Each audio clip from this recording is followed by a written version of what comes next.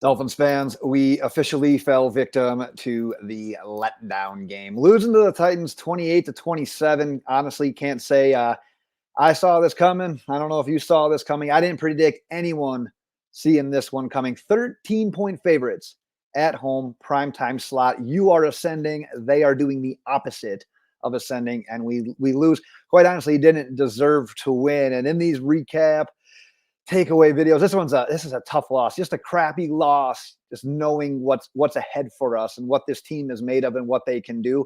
And to lose the way we did tonight when we didn't necessarily deserve to win, but man, we had a damn chance. We're going to get to all that. Like I said, I'm already ranting about this one as a loss. When you do takeaways from a loss, more often than not, they're going to be negative. But that being said, I do want to say that every once in a while we see good teams lose. It happens, even teams that go on and ends up winning Super Bowls. Look at the teams this year. You'd say that the Eagles are pretty good, right? Well, they lost to the Jets this year. You'd say the 49ers are pretty good, right? They've lost to the Browns, the Bengals, and the Vikings. So no, I'm not out here trying to make any excuses. We clearly did not deserve to win Monday night. However, our standing in the AFC playoff picture still very much in our hands. As we do with these recaps, we'll be talking the game. We'll be talking top takeaways. I am definitely not giving a game ball in a loss, especially in tonight's games. Quite honestly, I have a lot of takeaways that if I wanted to go an hour on this one, just ranting like I've already been doing, I easily could. So I'm only going to do my top takeaways. I want to hear from you, though. Your thoughts on this loss, your takeaways from this game, drop them in the comments. Curious to see your thoughts as well. But I want to start with that final drive because like we know at this point in time, we blow a 14-point lead. We're giving up 15 points in the process. As you know, they went for 2. We end up being down by 1. It's the Dolphins ball with 1:45 remaining. You go Braxton Berrios for 7. You go Devon Achane for 4. Then you get an incomplete between the legs catch by Durham Smythe. It gets reviewed. It goes for 7. Great. We're right there. We got, 3rd and 3 at that point? We do a swing pass for Devon Achane that gets you 1 yard. Now, you got one ref saying he's out of bounds. We're stopping the clock. We can kind of take our time with the 4th down play. Another ref comes in, winds the clock. So now you're in hustle mode. You're in hustle mode. You gotta rush the 4th and 2 call. Tua gets sacked. The game is over. Yes, that's crappy. That's how the game ends. However, my gripe comes on the 3rd down call. Because we know in this offense, getting the ball to a Devon Achane, getting the ball to a playmaker in space, letting them create, it works. It works in this offense. But when the game's on the line, you've got no timeouts remaining, you've got to have a call that's a more definitive standard play call that's not just a toss out to a guy and make a running back and let him create. You got to get something that goes beyond the sticks on that 3rd down. You either get something that goes beyond the sticks and you can get out of bounds, or you get beyond the sticks, you catch the ball, you get up, you spike the ball. That's exactly what the announcers were saying. We don't do that. And I'm going to go back and watch that 4th down play all over again, since that play obviously failed as well. But in my opinion, the 3rd down call is where the game was lost. Sometimes we just get a little too cute. We got a little bit too cute on this one because I haven't rewatched the play yet, but it looked like the guys on the right side of the formation, they were looking to block. They were looking to block as soon as Tua got the ball. He was going to Devon Achane in that spot. It was a one-read play based on my initial watch anyways. Those guys were setting up their blocks. They're ready to go. Achane made a great play, tried to create, tried to get out of bounds. It kind of looked like he reestablished his momentum going forward and did get out of bounds. Obviously, that's not how it was called. But at the end of the day, you got to have a more definitive play call that's going beyond the sticks. You're not throwing it sideways. You're not throwing it behind the sticks when you don't have timeouts and you're dealing with a minute and you got to score. You just can't do it at that point in time. So that's probably my biggest gripe with the play calling in this particular game. But we got to talk about the defense and just everything kind of got to that point in the 4th quarter because it looked great there for a hot second when you're up 14 and you didn't really feel like you deserved to be up 14, but we were. And it's like, there's not that much time left. It's the Titans. We should cruise at this point in time. You're up 14 points with under 3 minutes remaining. That first drive where we gave up the 8 points to the Titans, though, because then at that point in time, you're like, well, shit. Now a touchdown or an extra point, they got the lead, which is exactly what happened. But that first drive where you give up the 8 points, 9 play, 75 yards, under 2 minutes. I know in general the philosophy, and I know our philosophy, especially in that situation, it's bend but don't break. But you can't allow Will Levis as a rookie quarterback to have a drive like that in under 2 minutes. And I understand that Will Levis played a fine game. He played a really nice game. He made some big throws in that game. I don't want to take anything away from him, but that defense, that defensive coordinator, those playmakers, you can't allow it. Now, what I don't like as well is that after you're giving up 8 points, we get the ball back. We go run to Mostert, Tua scrambles. That's what our offensive drive was. When we were only up 6 and there's very little time left, we go run, scramble, punt. We didn't get a first down. We took 25 seconds off the clock. All year offensively, what do? We are hyper aggressive. We go for it when it's 3rd and 12, 3rd and 15. We make aggressive play calls. If it's 4th and 1, 2, or 3, we're going for it. We're passing the ball. Now we just saw the Tennessee Titans drive down the field in under 2 minutes. Now we get conservative, and then from there, the rest. It's Titans get the ball back. It's DeAndre Hopkins for 36. It's Okonkwo for 16. They're down to the 13-yard line at the 2-minute warning. They scored 2 plays later. The rest is history. But between the lack of execution on defense and the horrendous, absolutely horrendous 3-and-out on offense, we didn't deserve to win that game. Let's go to another takeaway. That's the importance of a healthy offensive line and Tyreek Hill. Because like I said, if we would have won tonight, Monday night, I'm probably not going to get this out till Tuesday morning, but recording it Monday night while everything's kind of fresh and really weighing on me here. The importance of a healthy offensive line and Tyreek Hill was put on display. Tyreek gets hurt. Connor Williams gets hurt. Our offensive line now left to right is Kendall Lamb, Lester Cotton, Liam Eichenberg, Robert Jones, Austin Jackson. Well, like I said, Tyreek gets out. So we're not getting the ball out quick like we have all season. Tua doesn't have the security blanket in Tyreek, who he relies on all the time.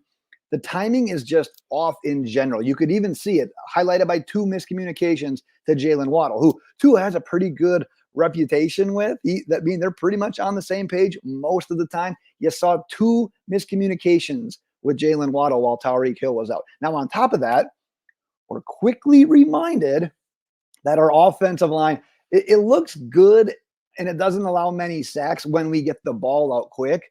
But once we're not getting the ball out in 2 seconds or 2.5 seconds, we're seeing more of that pass rush get through. We're taking more sacks. We're looking overall panicked and ill-equipped is maybe a little aggressive, but for lack of a better term, and since I'm fired up, a little ill-equipped on offense when that all happens. And now what all confirms of this, if you need any more confirmation on this, is Tyreek comes back into the game later in the second half.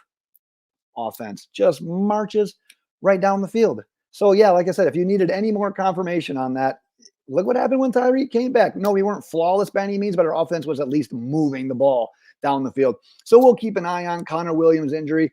Hopefully Tyreek Hill is okay. I haven't been able to look at anything yet so far tonight here. But yeah, tonight was another clear reminder that we need health up front, and Tyreek Hill, quite honestly, can't get hurt. The numbers in a small sample size when Tyreek Hill is off the field, they're good, they're fine. But when he misses an extended point of time, when the defense isn't worried about him, when they can focus on more things, it is evident. It is very evident. Offensive line needs to get healthy. Tyreek, he can't get hurt. He just can't get hurt. Let's do some final notes. Player takeaways from the game. David Long, quite honestly, I thought he played a really nice game. It was a kind of the revenge game. It was him against the Titans. And I know there's a little bit of back and forth there with him and Vrabel and the rest of the front office there. He led the team with 8 tackles. He had 2 tackles for loss. He had 1 on Derrick Henry on the Titans' very first play. You could tell that David Long was essentially fired up for this one. Liam Eichenberg, we talked about Connor Williams getting hurt. If Liam Eichenberg is forced into more time at center, he's got to work on cleaning up the penalties and the snaps. He had the bad center quarterback exchange on the first offensive drive. Not the first time that we've seen that. It cost us points. Clearly losing by 1. Anything costing you points comes back to really kind of haunts you later and throughout the game. high sporadic snaps, especially early when he took over. He kind of calmed down after that, but early, it was not pretty. Like I said, the penalties were sprinkled in. He is needing to be better if he is going to play center in replace of Connor Williams, if it comes to that point. Because keep in mind, that was without Jeffrey Simmons tonight as well for the Titans. So yeah, he wasn't even going against their best guy.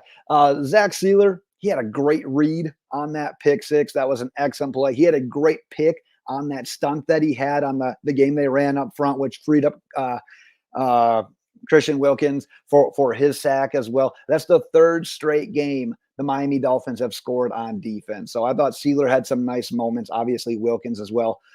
Speaking of a not nice moment, Bradley Chubb, you gotta stay disciplined. I know you're pissed because you missed a surefire sack on Will Levis, a rookie quarterback. You gotta finish. I tell you what, he gets pissed off at himself. He spikes the helmet, gives the Titans a free first down when it would have been fourth down.